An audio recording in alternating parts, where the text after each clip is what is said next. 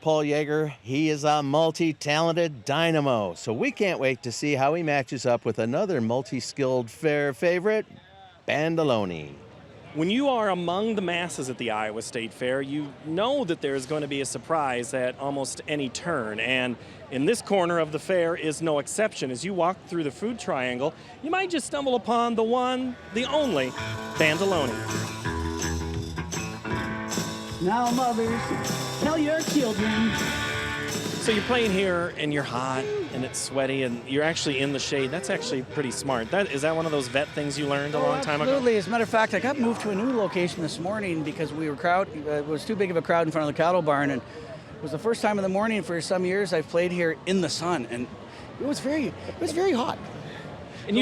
And you do state fairs, you do fairs all over the country. Is there any similarities between a crowd in a state of Indiana or Missouri or Iowa? Oh, absolutely. I have three favorite fairs. One is the San Diego County Fair, and that's on the west coast. It's right on the coast.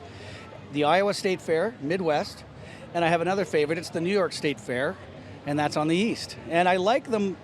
I love them all equally because they're all equally different with different traditions, different customs, and there's certainly a different culture amongst the people as well. And I really enjoy that. I enjoy experiencing the different cultures and playing to the different cultures.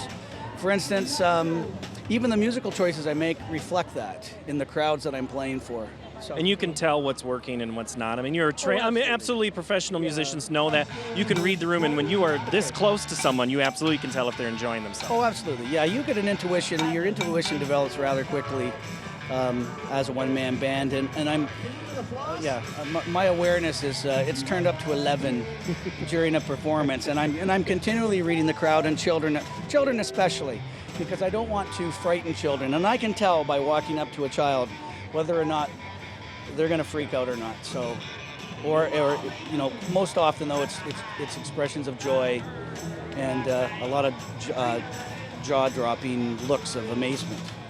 When you walk and you're not hooked up to this and you hear a song as you're walking through the midway, how do you not stop your feet and try to keep the beat? It's interesting. When I do hear songs, I do, in my mind, I figure out whether it's a good one-man band song to do or not. But I do have a superstition that if I do hear a song during the day that I know, I have to play it in my show. That's the only superstition I have, but I'm very adamant about fulfilling that. Hey, my name's Bandaloni. It's great to be back. I missed you guys last year. What drives you? Because as a solo guy, you don't have somebody's energy to feed off of, but you also don't have to worry about someone's energy bringing you down. So what's the internal mechanism in you that keeps you coming out every single day? Paying the mortgage. No, I'm kidding. I like to say that I do the shows for free, and that's where I get the joy and the people get the joy. What fairs pay me to do is travel and live out of a suitcase and fix equipment and cart all this stuff around. And so the enjoyment and the thrill for me is seeing the enjoyment and the thrill in people. Oh, I should have used energizers. And I like to think that I'm sort of doing a community service by allowing folks to forget about their troubles for however short a period of time, and the troubles in the world at large. All right, be cool, stay warm. Always take care of the ones that you love. See you tomorrow.